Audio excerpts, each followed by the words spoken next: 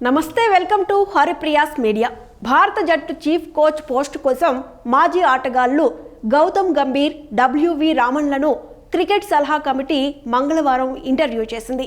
ఆన్లైన్లో జరిగిన కార్యక్రమంలో గంభీర్, రామన్, సిఎసి చైర్మన్ అశోక్ మల్హోత్రాలు వర్చువల్గా హాజరయ్యారు. గంభీర్ ఇంటర్వ్యూ తొలి రౌండ్ ముగిసింది. బుధవారం మరోసారి అతడితో మాట్లాడే ఛాన్సులున్నాయని బోర్డు అధికారి ఒకరు తెలిపారు.